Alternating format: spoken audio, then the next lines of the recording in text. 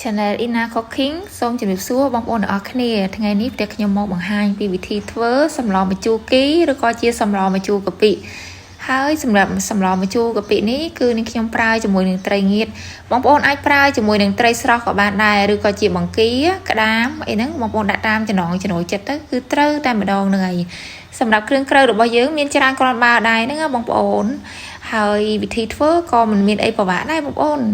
អញ្ចឹងសម្រាប់គ្រឿងក្រៅនិងបន្លែយើងក៏រៀបចំបេះវាទៅបងប្អូនសម្រាប់ផ្កានេះគេហៅថាផ្កាអង្គាដីបងប្អូនផ្កាអង្គាដីហ្នឹងបងប្អូនបកយកបណ្ដោវាចេញទៅណាបងប្អូនហ្នឹងហើយផ្ទះខ្ញុំគឺបកចេញអញ្ចឹងតែម្ដងហើយមានផ្កាស្នោផ្កាអីហ្នឹងយើងបូតវាយកជាមួយនឹងដើមវាចេញឲ្យអស់ទៅហ្នឹងហើយក៏មានស្លឹកអំពិលស្លឹកអីហ្នឹងនេះខ្ញុំក៏បូតយកដើមយកអីវាចេញមកដែរបងប្អូនហ្នឹងហើយបូតវាអញ្ចឹងទៅដើម្បីឲ្យស្លរបស់យើងពេលដែលយើងស្លហើយយើងយកមកហូបទៅកុំឲ្យវាមានភាពស្កាតនៅក្នុងសម្លបងប្អូនទាំងអស់គ្នាហើយសម្រាប់យើងបូតហើយបងប្អូនណាឆ្អឹងអីហ្នឹងអូឡើងមើលទៅឡើងរឹងហ្មងអញ្ចឹងបងប្អូនមានពេលអាចបូតដូចនេះខ្ញុំទៅបើសិនជាអត់មានពេលអីយើងបង់ធម្មតាទៅហ្នឹងហើយសម្រាប់ខ្ញុំរៀងមានពេលច្រើនដែរអញ្ចឹងណាប៉ុន្តែវាប្រើពេលរៀងយូរគ្រាន់បើដែរហ្នឹងបងប្អូននេះឆ្អឹងឲ្យបងប្អូនឡើងមកកណោឡើងរឹងហ្មងណា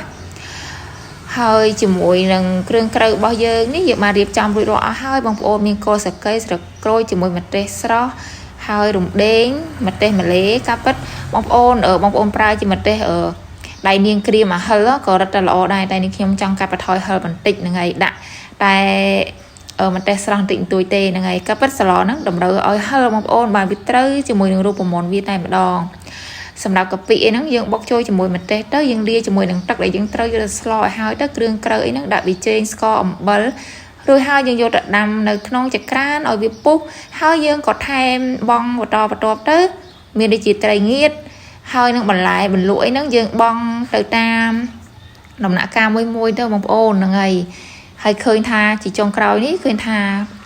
យើងបងជាមួយម្ទេសម្លេចូលមកម្អមអីហ្នឹងដាក់ចូលមកបងប្អូនឆ្អិនពេលក្តៅអញ្ចឹងរៀបចំហូបភ្លាមអូយឆ្ងាញ់ណាស់មានសិតចំបើងទៅមានផ្កាអង្គាសដីមកហើយជាមួយនឹងផ្កាស្នោអូយបងប្អូននៅច្រើនមុខក្រាន់បើដែរហ្នឹងហើយស្អំទៀតអូយបងម្អមអីឡងឈ្ងុយពេញផ្ទះហ្មងណាហូបពេលក្តៅអញ្ចឹងហ៎បងប្អូនទៅឆ្ងាញ់អញ្ចឹងសម្លម្ជូរគីឬមួយក៏ម្ជូរកាពិក៏បានដល់ទីបញ្ចប់ហើយអរគុណបងប្អូនទាំងអស់គ្នាដែលបានតាមដានមើលវីដេអូរបស់នាងខ្ញុំតាំងពីដើមរហូតដល់ចប់កុំភ្លេចជួយ Subscribe Comment Like Share Channel នាងខ្ញុំម្នាក់មួយផងអរគុណ